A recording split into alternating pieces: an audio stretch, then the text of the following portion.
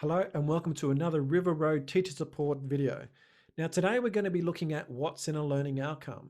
Now a learning outcome is essentially a contract between the teacher and the student on what learning is expected to be achieved over the length of the course or learning experience. Now traditionally speaking, learning outcomes would be attached to units and courses, and that is that each unit within the course would have its own set of distinct learning outcomes to be achieved for that unit, which when combining all those units, we create a course where then the course would have its own set of course learning outcomes. So what the student is expected to achieve over the length of the course, be that a 6 month, 1 year, or 2 year course. And then they align to the student attributes or qualities. So what qualities we want the student to have at the end of the course, be that collaboration or creativity or professionalism or something similar to that. But today we're going to be looking at workshops and learning experiences and things similar to what we do here at River Road. So we're just going to be looking at learning outcomes and student attributes. Now, to start developing our learning outcomes, there are four key areas we want to consider. The first one is knowledge. What will the student know or understand by the end of the workshop? Skills. What skills will the student develop throughout the learning experience? Application of knowledge and skills. What environment or context will they apply those knowledge and skills? And then mindset. So developing the cognitive ability for students to self-reflect and develop a view of themselves in the world around them. Now, with that in mind, we also want to find a balance by creating learning outcomes that are either generic or specific. Now, generic learning outcomes are more focused on lifelong learning and transferable to other disciplines or learning areas, and that would be like collaboration or professionalism.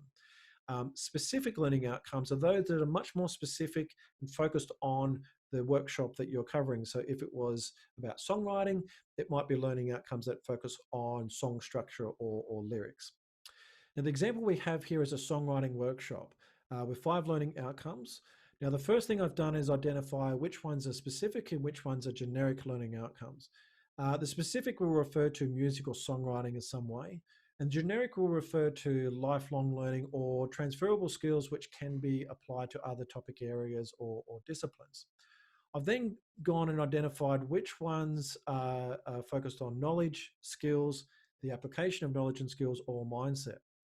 Now, overall, this particular workshop has a balance of all elements, a balance of specific, a balance of generic learning outcomes, and then a nice balance of developing of knowledge and understanding in songwriting, development of skills in which to kind of create songs, and then an application in which they actually write and produce songs with a self-reflective component which develops the mindset. Now, your workshop doesn't always have to have this sort of balance. It doesn't always have to be equally spread out. But it is important when you are kind of structuring your learning outcomes in this way that you are at least aware and conscious to the balance and what your learning outcomes are trying to do. Now, to start writing the learning outcome, I'm going to speak from my own personal thinking and approach to how to design and develop learning outcomes. But typically, we start with this one line, which is at the end of this workshop, you will be able to. Now, this refers to the student. So the student will be able to achieve these outcomes by the end of the workshop.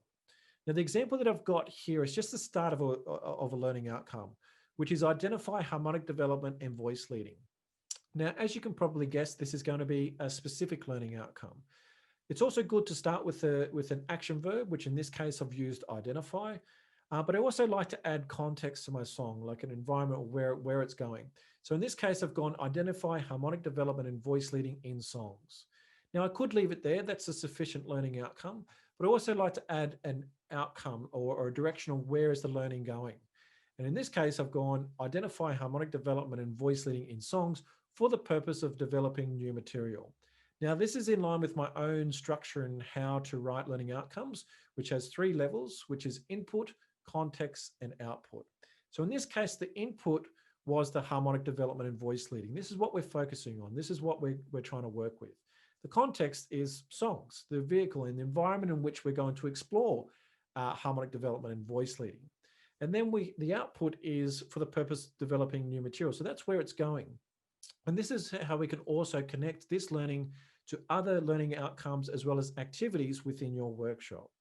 So essentially, that's what's in a learning outcome. I really hope this video has been helpful in you developing and designing your own learning outcomes towards your own workshops or learning experiences.